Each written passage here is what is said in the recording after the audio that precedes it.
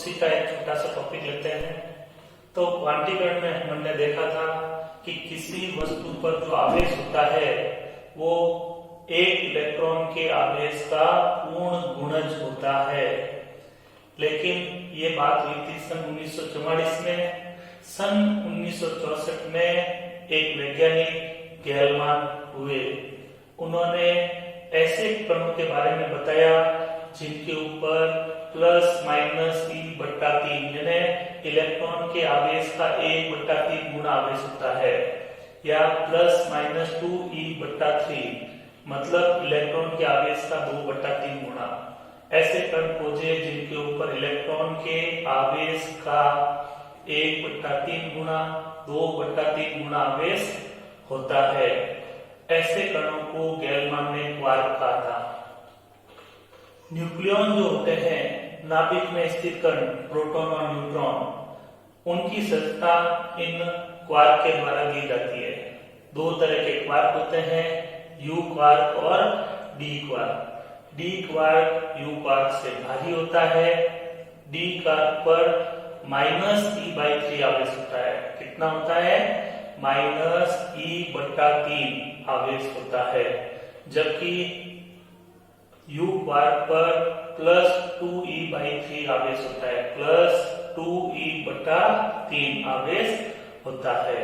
तो प्रोटॉन की संरचना में देखते हैं तो 2 यू और 1 डी क्वार्क मिलता है। प्रोटॉन जो होता है वो 2 यू क्वार्क और 1 डी क्वार्क से मिलकर बना होता है। जबकि न्यूट्रॉन की अगर बात करते हैं तो उसमें 2 डी क्वार्क और 1 यू क्वार्क होता है। इसको शॉर्टली से समझ लेते हैं। ये यू क्वार्क है और ये डी क्वार्क है। डी क्वार्क के ऊपर -E/3 आवेश होता है और इस पे होता है यू पर +2E/3। अब अपन बात करते हैं प्रोटॉन की। प्रोटॉन के अंदर होता है UUD। तो देखो इसका आवेश लेता हूं +2E/3 +2E/3 और ये माइनस का E/3 प्लस अब लेंगे अपन 3 +2E -E 2 और 2 4 में से 1 गया तो 3E/3 कट जाएगा और प्लस आई। तो देख लो प्रोटॉन के ऊपर प्लस आवेश होता है नहीं होता है। न्यूट्रॉन की बात करते हैं। न्यूट्रॉन की बात करें तो इसमें होता है DDU। 2 डी और 1 यू होता है। -E/3 -E/3 +2E/3। एलसीएम ले लेते हैं 3 -E +2E माइनस का 2E प्लस का 2E अपॉन 3 0/3 बराबर 0। तो देख लो न्यूट्रॉन के ऊपर कितना बचा गया? 0। मतलब प्रोटॉन में 2 U और 1 D क्वार्क होता है, न्यूट्रॉन में 2 D और 1 U क्वार्क होता है। तो प्रोटॉन और न्यूट्रॉन की संरचना क्वार्क के द्वारा दी जा सकती है। ठीक है ना? लेकिन गैलमान ऐसे कणों की सैद्धांतिक पुष्टि नहीं कर पाया, इसलिए इनको मान्यता नहीं मिली। तो इसके बारे में लिख लेते हैं अपन।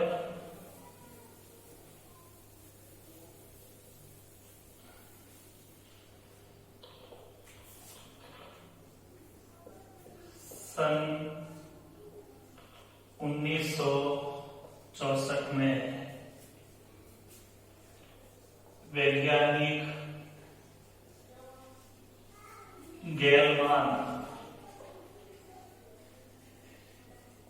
ने ऐसे कणों के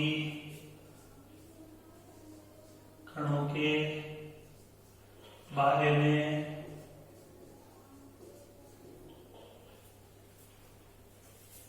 बताया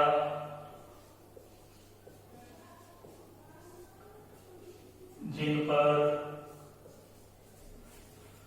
-E/3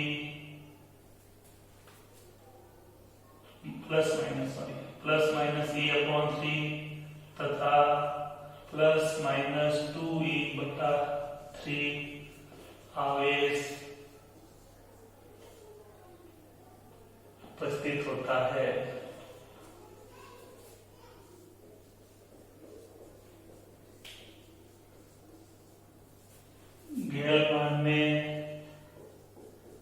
गैलमान में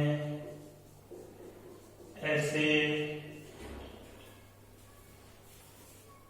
कणों को क्वार्क कहा। गैलमान ने ऐसे कणों के बारे में बतलाया जिन पर +-E/3 या +-2E/3 आवेश उपस्थित होता है और ऐसे कणों को क्वार्क कहा गया। तो क्वार्क की परिभाषा पूछता है तो अपन लिख देते हैं, ऐसे कण जिन पर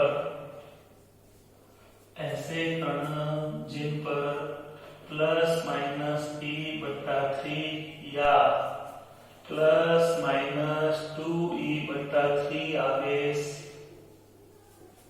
उपस्थित होता है,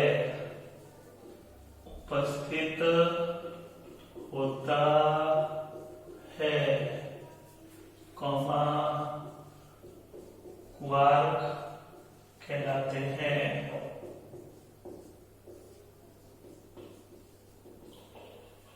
ऐसे कण जिन पर +-E/3 या +-2E/3 आवेश उपस्थित होता है क्वार्क कहलाते हैं। न्यूक्लियनों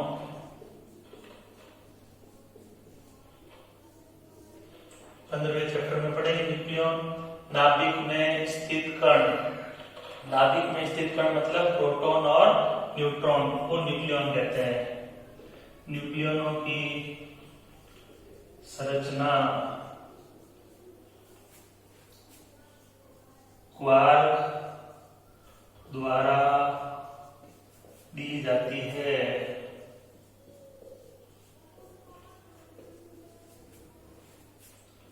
क्वार्क दो प्रकार के होते हैं। क्वार्क दो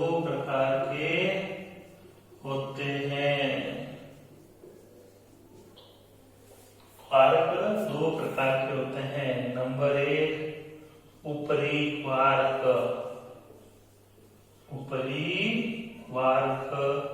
यू क्वार्क कहते हैं इसको, यू क्वार्क। सेकेंड अधो क्वार्क,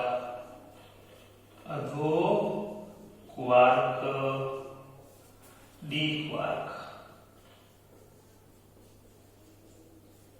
ये इंग्लिश वर्ड से बना, ऊपरी मतलब अपर से बना यू। अधो नीचे, डाउन से बना डी क्वार्क। यू क्वार्क तथा D quark. D quark you quark से भारी होता है। डी क्वार्क यू क्वार्क से भारी होता है। डी क्वार्क पर -E/3 आवेश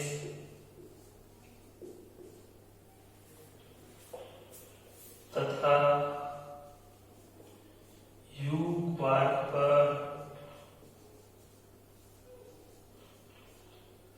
+2E/3 आवेश उपस्थित होता है।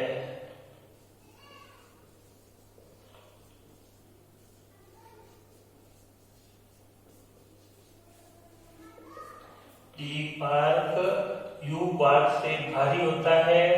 डी क्वार्क पर -E/3 आवेश और यू क्वार्क पर +2E/3 आवेश उपस्थित होता है।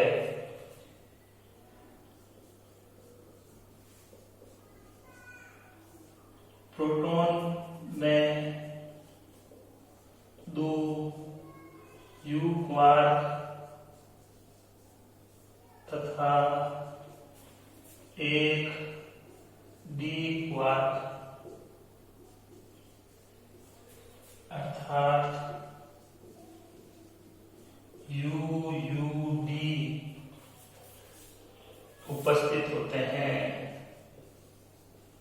उपस्थित होते हैं तथा न्यूट्रॉन में 2d क्वार्क तथा 1 U क्वार्क अर्थात DDU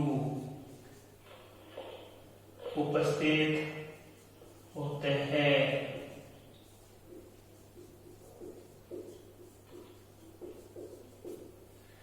तो प्रोटॉन में 2 U क्वार्क और 1 D क्वार्क मतलब UUD उपस्थित होते हैं। न्यूट्रॉन में 2 D क्वार्क और 1 U क्वार्क अर्थात DDU उपस्थित होते हैं। अच्छा, किसने पूछा जाता है गेलमान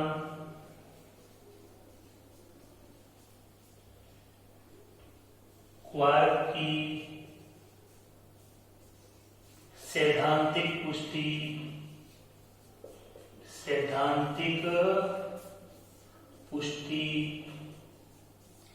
नहीं कर पाया।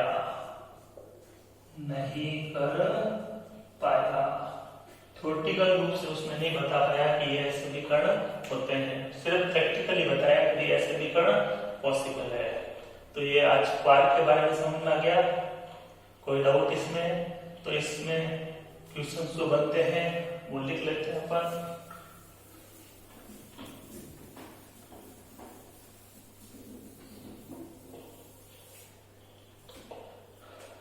यहाँ तो ये पहला क्वेश्चन बनता है, क्वेश्चन नंबर 1, क्वार्क किसे कहते हैं? क्वार्क किसे कहते हैं? तो ऐसे कण जिन पर ±e/3 या ±2e/3 आवेश उपस्थित होता है क्वार्क कहलाते हैं। इनके प्रकार पूछ सकते हैं, कितने प्रकार होते हैं नाम लिखिए, हालांकि एक सवाल कम ही बनता है। क्वार्क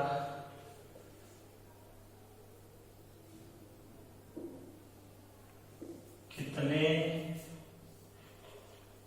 प्रकार के होते हैं नाम लिखिए।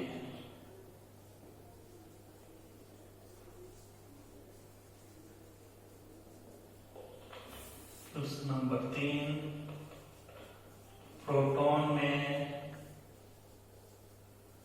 कौन कौन से क्वार्क होते हैं? कौन कौन से क्वार्क होते हैं?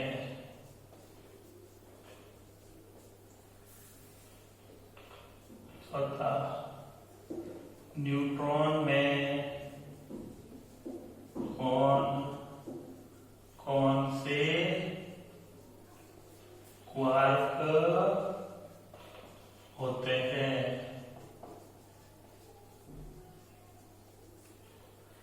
तो प्रोटॉन में तो जाएगा UUD, न्यूट्रॉन में जाएगा DDU।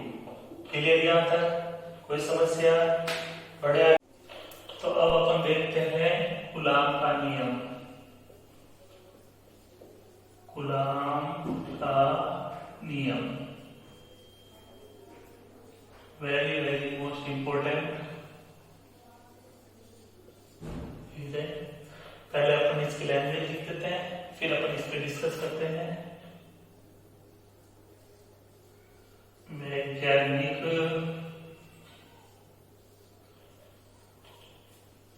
कूलाम के अनुसार, वैज्ञानिक कूलाम के अनुसार निर्वात या वायु में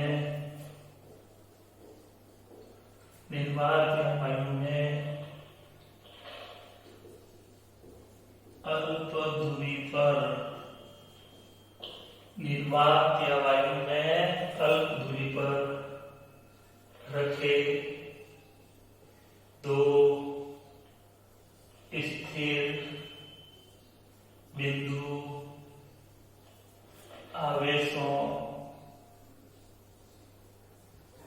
के मध्य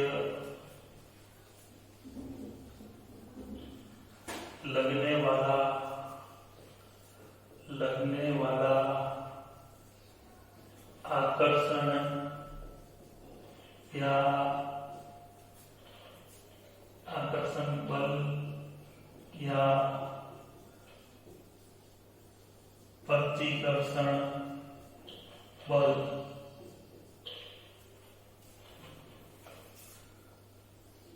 उन दोनों आवेशों के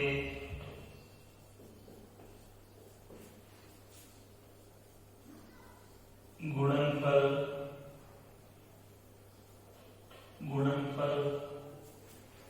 के समानुपाती तथा दोनों आवेशों के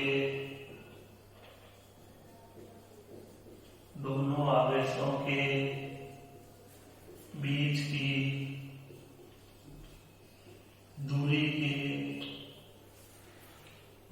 के वर्ग के व्युत्क्रमानुपाती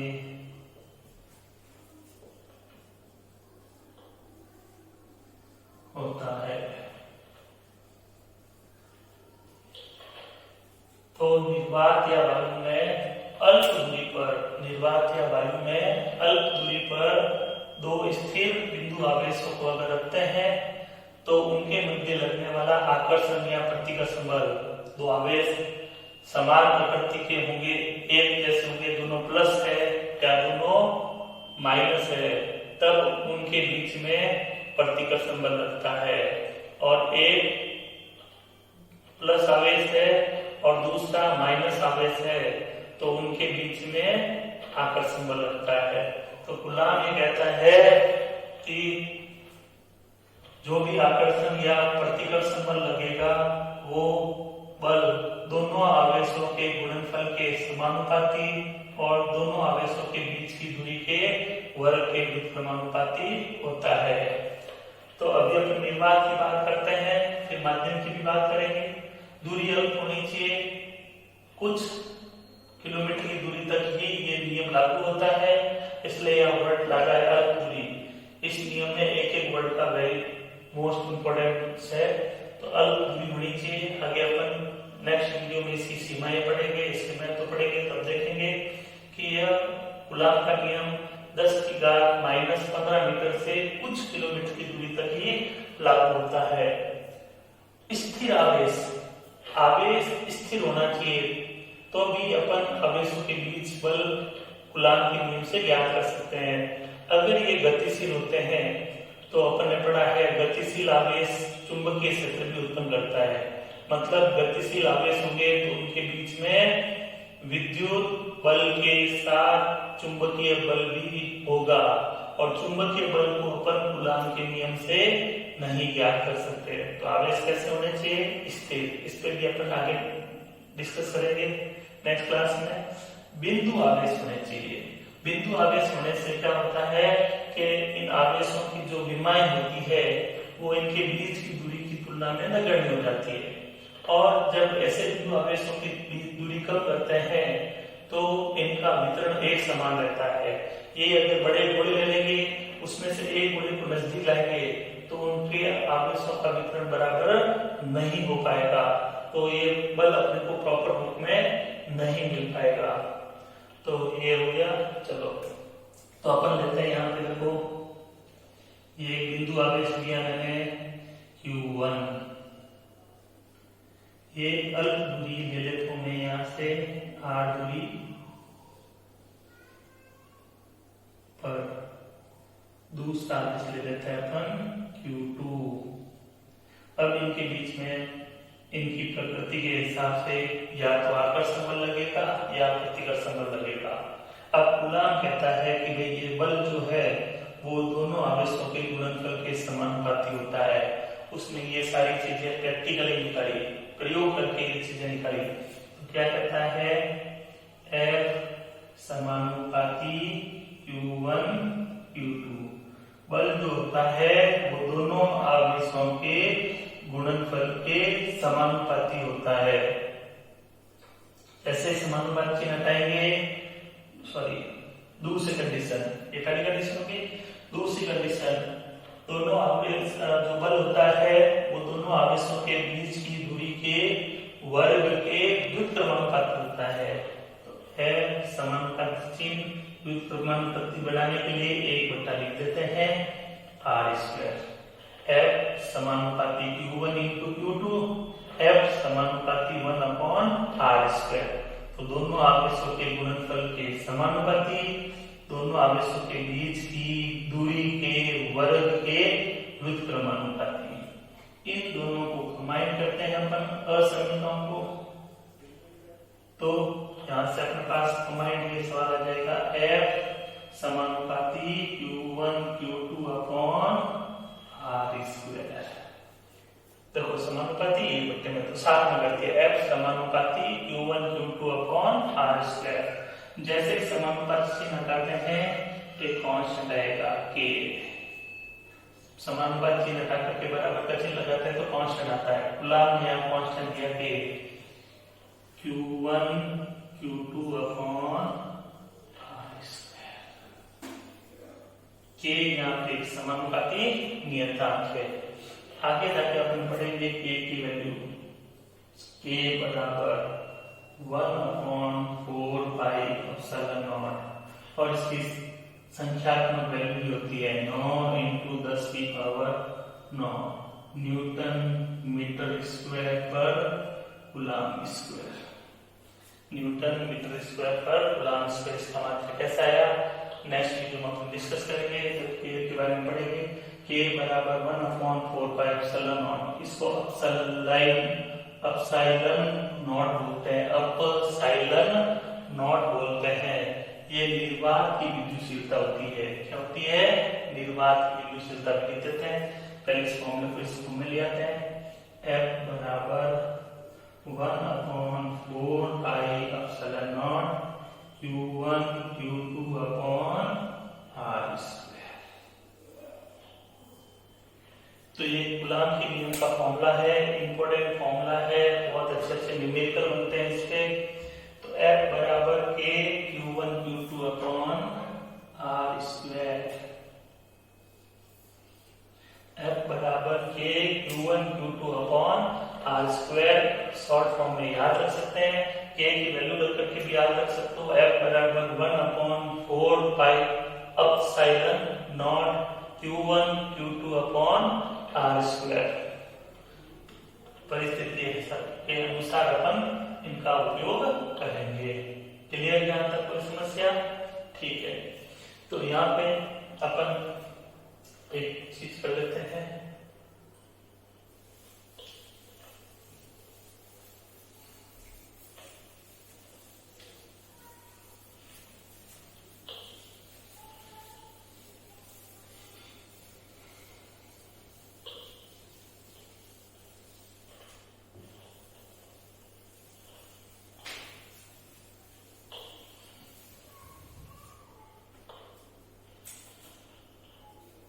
एप्सिलॉन नॉट, इसको भी डिटेल पढ़ेंगे। अभी मैं सिर्फ इसको बता देता हूँ, ये निर्वात वायु की विद्युतशीलता, इससे नेक्स्ट डिस्कस करेंगे अपन। इसकी वैल्यू होती है एप्सिलॉन नॉट बराबर 8.85 into 10⁻12 कूलॉम स्क्वायर पर न्यूटन मीटर स्क्वायर। याद रखिए ये भी न्यूमेरिकल वैल्यू यूज होगी। ठीक है, अब यहां पर एक नोट डाल देते हैं, कूलॉम नॉट के या 1/4 पाई एप्सिलॉन नॉट का मान किस नियम में? कूलॉम के नियम में। थोड़ा सुधार कर लेते हैं इसको ऐसे,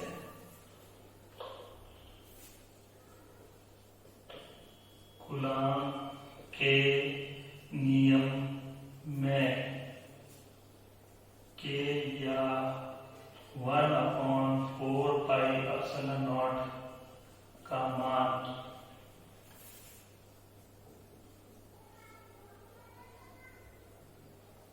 दोनों आवेशों के मध्य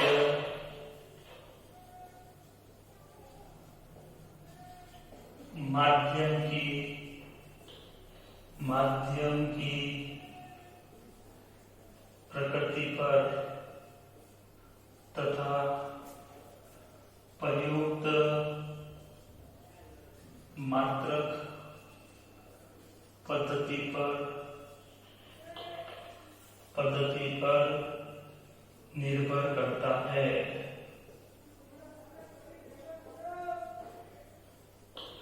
कूलॉम के नियम में जो K का मान आता है वो दोनों आवेशों के मध्य माध्यम की प्रकृति पर निर्भर करेगा। माध्यम की प्रकृति कैसी उस पर निर्भर करेगा। और आप कौन सी मात्रक पद्धति यूज करते हो, MKS यूज करते हो, CGS यूज करते हो, FTS यूज करते हो, उसके ऊपर निर्भर करता है। तो पहली नोट की बात ये याद रखनी है। दूसरा, कूलॉम नियम में प्रयुक्त बल, जिसको आगे जाके अपन स्थिर विद्युत बल या कूलॉम बल कह सकते हैं।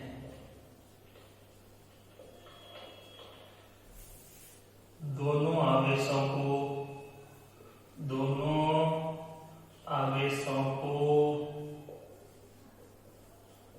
मिलाने वाली रेखा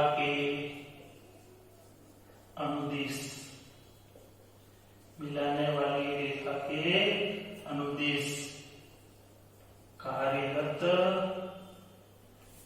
होता है और माध्यम की प्रकृति पर निर्भर करता है। माध्यम की प्रकृति पर निर्भर करता है।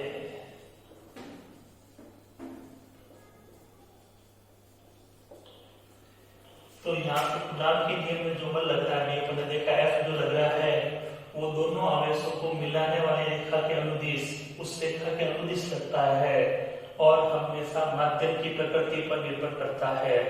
दोनों आवेशों के मध्य माध्यम क्या है उसके ऊपर निर्भर करेगा।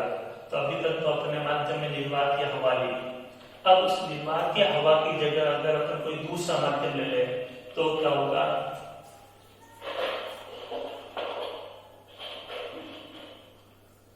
माध्यम की उपस्थिति में कूलॉम बल, माध्यम की उपस्थिति में कूलॉम बल। तो ऐसा लिख दो, वही फॉर्मूला 1/4 पाई एप्सिलॉन। देखो निर्वात में लिखा था उस समय निर्वात की विद्युतशीलता थी एप्सिलॉन नॉट। अब माध्यम में लिखेंगे तो माध्यम की विद्युतशीलता आएगी एप्सिलॉन, और ये माध्यम में इसलिए नीचे लिख दिया मीडियम। बाकी कोई formula Q1 Q2 upon R square.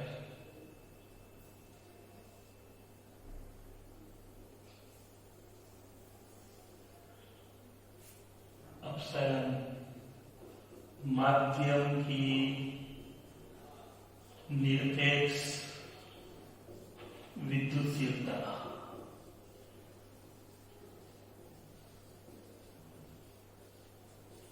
माध्यम की विद्युतशीलता, निरपेक्ष विद्युतशीलता भी कहते हैं। आगे जाके अपन और एक चीज पढ़ेंगे, एप्सिलॉन बराबर होता है एप्सिलॉन नॉट एप्सिलॉन R। यह अपन पढ़ेंगे, संबंध होता है।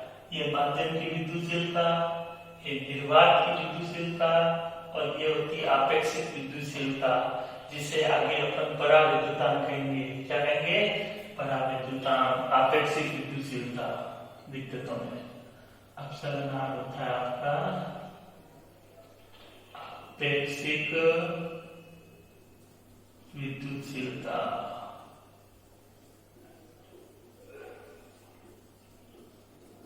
या परावैद्युतांक। इस पे पूरी एक क्लास लेंगे अपन, डिटेल पढ़ेंगे विद्युतशीलता, परावैद्युतांक क्या होता है। तो ये मैं यहाँ पे रख देता हूँ। तो एफ एम बराबर हो जाएगा 1/4 pi epsilon naught epsilon r Q1 Q2 upon r square. कोई समस्या इसमें? तो इस बात में हो जाएगा F बराबर 1/4 pi epsilon naught Q1 Q2 upon r square. माध्यम में हो जाएगा 1/4 पाई एप्सिलॉन। अगर आपको एप्सिलॉन दे रखी है तो ये फॉर्मूला हो जाएगा 1/4 pi epsilon Q1 Q2 upon r square. और एप्सिलॉन आर दे रखा है तो ये फॉर्मूला बनेगा Fm बराबर 1/4 pi epsilon naught epsilon r Q1 Q2 upon r square. ये परिस्थिति के हिसाब से अपन प्रयुक्त करेंगे। तो ये माध्यम में कूलाम बल का क्या फॉर्मूला होता है समझ में आ गया। एप्सिलॉन की वैल्यू हर पदार्थ के लिए अलग अलग होती है, एप्सिलॉन आर की वैल्यू भी अलग अलग होती है। नेक्स्ट क्लास में अपन इसके बारे में जब ये टॉपिक पढ़ेंगे तब डिस्कस करेंगे। तो इसके ऊपर जो क्वेश्चन बनता है वो ये बनता है, कूलाम का नियम लिखिए। क्वेश्चंस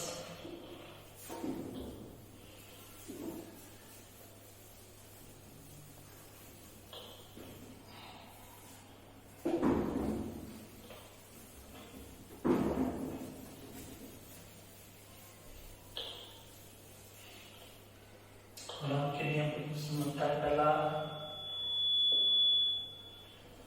कूलाम का नियम लिखिए। अभी आगे और पढ़ेंगे इसका सदिश रूप वगैरह और नेक्स्ट क्लास में इसकी सीमाएं वगैरह पढ़ेंगे। अभी कूलाम का नियम पढ़ा, उसमें क्या क्या क्वेश्चन बनते हैं। कूलाम का नियम लिखिए, क्वेश्चन नंबर 2 बनता है। कूलाम के नियम में के का मान किन किन बातों पर निर्भर करता है।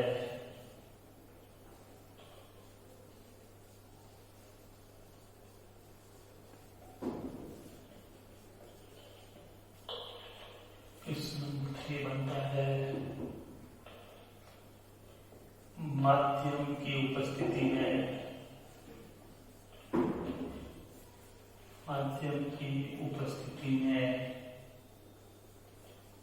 कूलाम बल का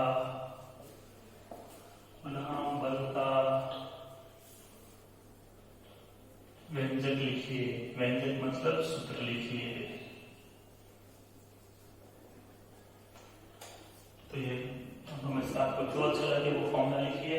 पहला वाला बेटर है, दूसरा वाला भी लिख सकते हो आप, पर दोनों लिखो तो और भी अच्छी बात है। अब यहाँ पे एक और अच्छा सवाल बनता है,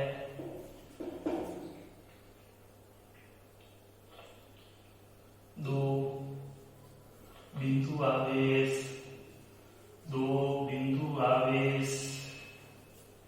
Q1 व Q2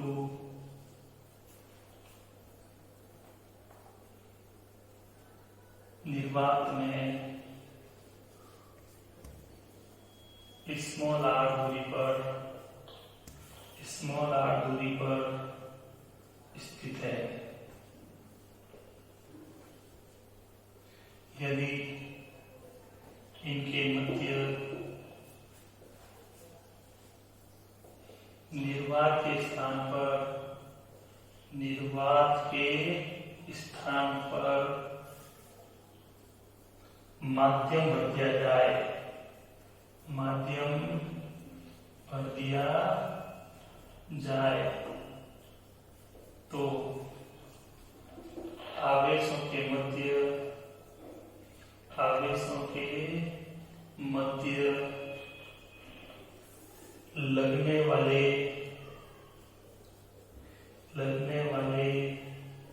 बल पर क्या प्रभाव पड़ेगा। अच्छा सवाल है, क्वेश्चन पढ़िए एक बार। दो बिंदु आवेश Q1 और Q2 दे रखे हैं, निर्वात में है, R3 पर है। अब ये प्रश्न कह रहा है कि इनके बीच जो निर्वात है उसकी जगह अगर अपन माध्यम भरते हैं तो उस बल के मान पर क्या प्रभाव पड़ेगा। बल बढ़ेगा, घटेगा, बराबर रहेगा, क्या फर्क पड़ता है। तो अपन इसको देखते हैं। क्वेश्चन समझ में आ गया। चलो करिए सॉल्व करते हैं।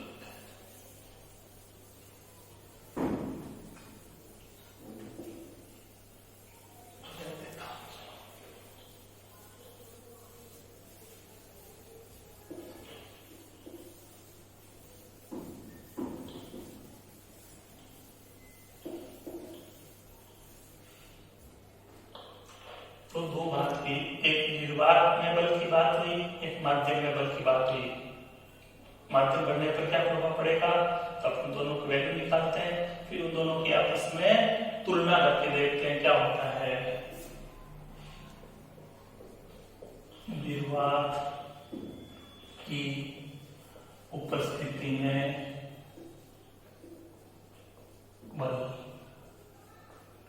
F लिख देते हैं और निर्वात को रिप्रेजेंट करने के लिए F0 लिख देता हूं। F0 बराबर 1/4 pi epsilon naught Q1 Q2 upon R। समीकरण नंबर दे देते हैं 1। माध्यम की उपस्थिति में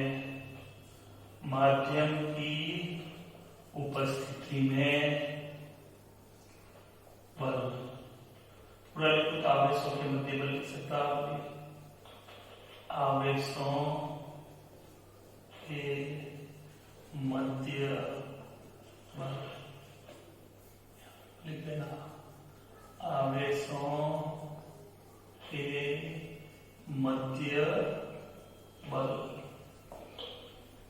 तो Fm बराबर अभी अपन ने लिखा 1/4 pi epsilon naught epsilon R Q1 Q2 upon R।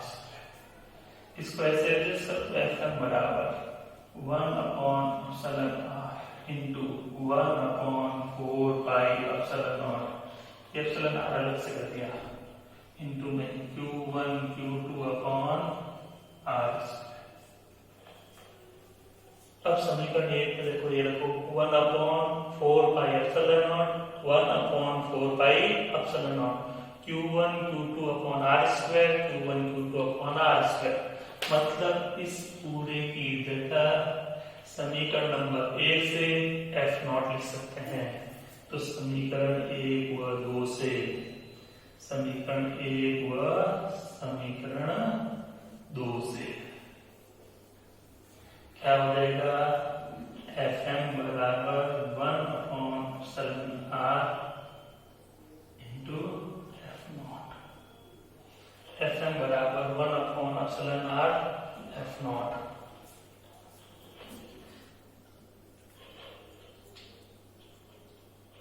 Fm बराबर F0 upon epsilon R।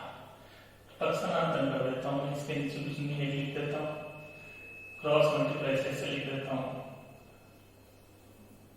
F0 upon Fm बराबर एप्सिलॉन R। ये इधर आ जाएगा, ये बटन चला जाएगा। अब आगे अपन परावर्तन पढ़ेंगे तब अपन देखेंगे एप्सिलॉन R का मान 1 से अधिक होता है। एप्सिलॉन R का मान हमेशा क्या होता है, 1 से अधिक होता है। तो एप्सिलॉन R की जगह मैं लिखूं F0 upon Fm is greater than क्या हो जाएगा 1। तो F0 ग्रेटर देन क्या हो गया Fm। यानी निर्वात में जो बल होता है वो माध्यम की उपस्थिति में बल से अधिक होता है। जिधर बड़ा होता है, खुला होता है, उसकी वैल्यू बड़ी होती है। बड़े लोगों का बड़ा होता है, तो जिस पर भी खुला होता है वो राशि बड़ी होती है। F0 greater than Fm। यानी निर्वात का बल माध्यम की उपस्थिति में बल से अधिक होता है। तो निर्वात में बल लिखा, माध्यम में बल लिखा, इस पूरे की जगह अपन ने क्या किया, यहाँ से वैल्यू रख दी, F0 को 1 से गुणा किया, F0 अपॉन एप्सिलॉन नॉट, बल को एक तरफ कर दिया, इसको गुणा से लिखा गया, इसको ऊपर लिखा गया। एप्सिलॉन r का मान, परावैद्युतांक का मान हमेशा 1 से अधिक होता है। निर्वात के लिए 1 होता है, बाकी सब के लिए इसका मान 1 से बड़ा होता है। तो जनरली माध्यम के लिए आता है, तो माध्यम के लिए एप्सिलॉन r का मान 1 से अधिक होता है। F0 upon Fm is greater than 1, तो F0 ग्रेटर देन क्या हो गया, Fm। निर्वात में विद्युत बल माध्यम की उपस्थिति में विद्युत बल से अधिक होता है, अर्थात निर्वात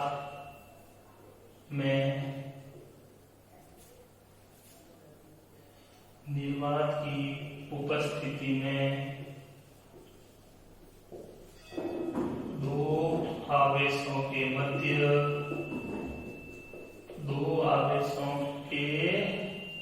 मध्य विद्युत बल माध्यम की उपस्थिति में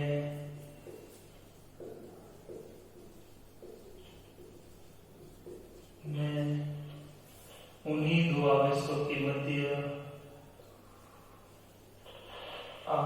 के मध्य विद्युत बल से अधिक होता है,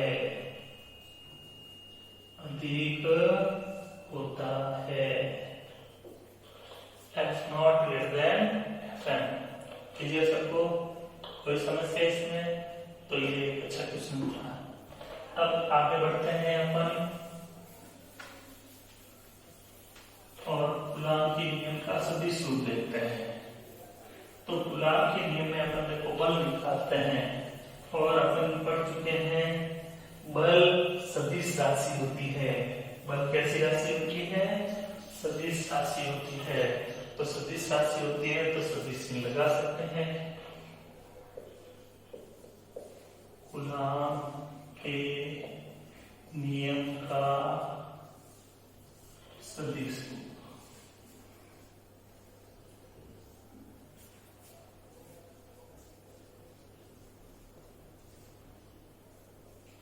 सदिश रूप भी लिख सकते हैं। सदिश निरूपण क्या है, सदिश रूप है एक। तो देखिए अपन पढ़ चुके हैं F बराबर K को 1/4πε0 लिखो, जो अच्छा लगे वो लिख सकते हो। 1/4πε0 Q1 Q2 अपॉन। अब देखो मैं इसके ऊपर सदिश लिखूंगा। अब क्योंकि बीच में बराबर है, समीकरण में LHS या RHS दोनों में से एक तरफ अगर अपन कुछ चेंजेस करते हैं तो वैसा का वैसा चेंज दूसरी तरफ भी होता है। एक तरफ अगर आप कोई परिवर्तन करोगे तो दूसरी तरफ भी ऐसा कैसा परिवर्तन होगा, तभी वो बराबर रहेगा।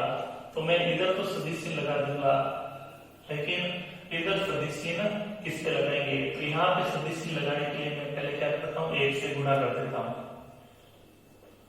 किसी भी संख्या को 1 से गुणा करते हैं कोई फर्क पड़ता नहीं है।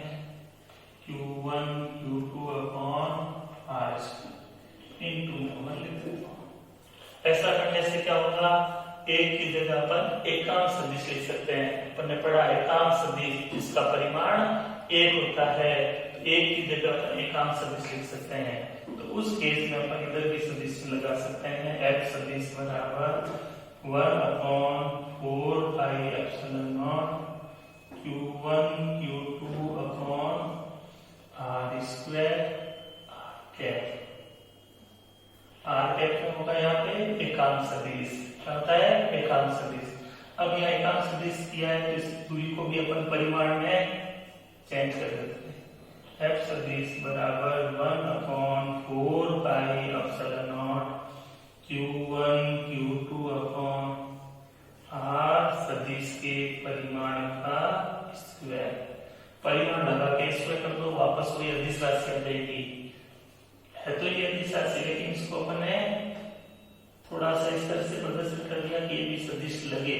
है डी सदिश। तो एफ सदिश बराबर 1/4πε0 Q1 Q2 अपॉन आर सदिश के परिमाण का स्क्वायर आर कैप। तो आप कूलॉम के नियम के सदिश रूप को इस तरह से लिख सकते हो, फॉर्मूला याद रखिए, अपन बहुत जगह यूज करेंगे। अब ये तो इधर पूरी पूरी सदिश राशि है, ये आंशिक रूप से अभी सदिश हुई है।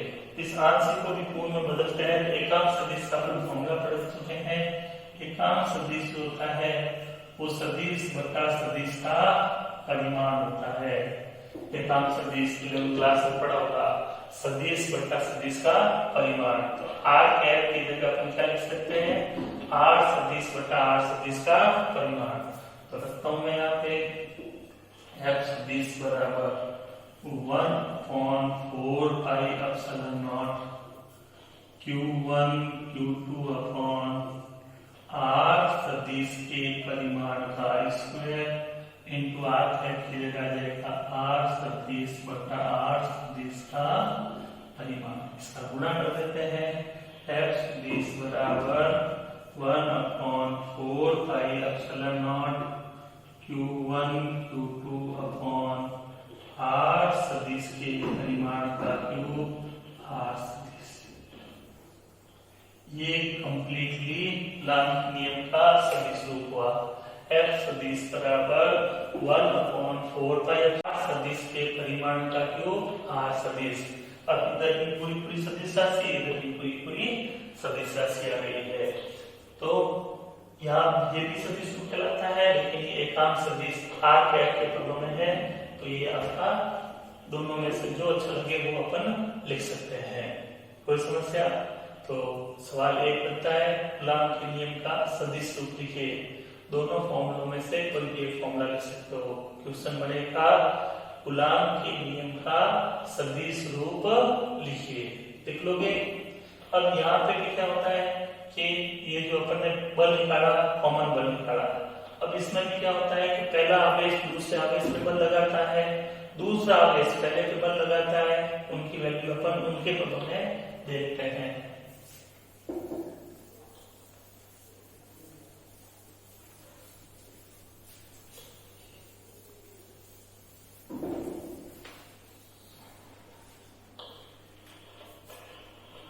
तो एक छोटा सा डायग्राम बना देते हैं।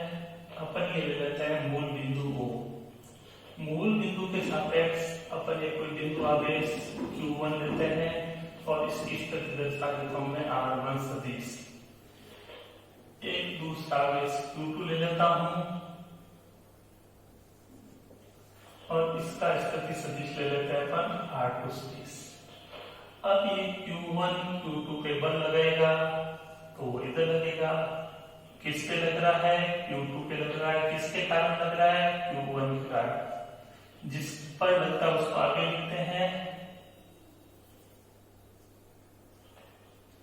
जिसके कारण लगता है उस अंक को पीछे लिखते हैं। F21 सदिश, Q1 के कारण Q2 पे लगने वाला बल और उसकी दिशा इधर होगी। इसी तरह से Q2 के कारण Q1 पे बल लगेगा, उसको इधर डिनोट करेंगे अपन। F1 पे लग रहा है 2 के कारण F12 सदिश, इसकी दिशा ऐसे होगी। ये इन दोनों के बीच की दूरी को इस तरह से दर्शाएंगे। Q1 से Q2 की दूरी निकालेंगे तो ये होगी R21 सदिश बराबर होगा R2 सदिश माइनस R1 सदिश। इसकी इससे दूरी और इसकी इससे दूरी निकालेंगे। R12 सदिश बराबर R1 सदिश माइनस R2 सदिश। 11th क्लास में हम कर चुके हैं। तो देखो Q1 आवेश के कारण Q2 आवेश पर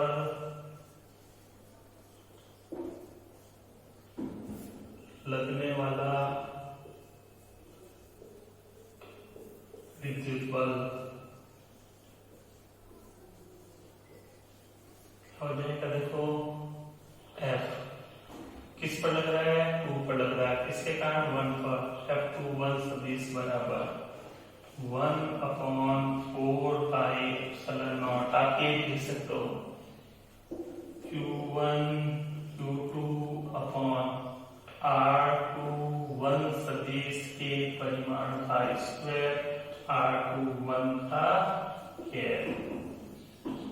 इस फॉर्म में लिखे ये लिख सकते हैं अपन,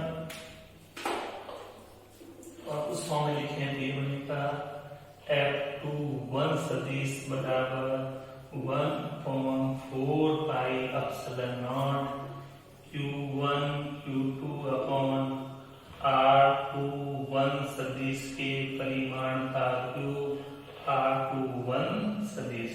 देखते हैं अपन दोनों फॉर्मूले, बस मैंने अप्लाई कर दिया, F21 नोटिस कर दिया, बाकी वो का वही चीज है, F को और R को अपने 2 से 1 को रिप्रेजेंट कर दिया। इसी तरह से Q2 आवेश के कारण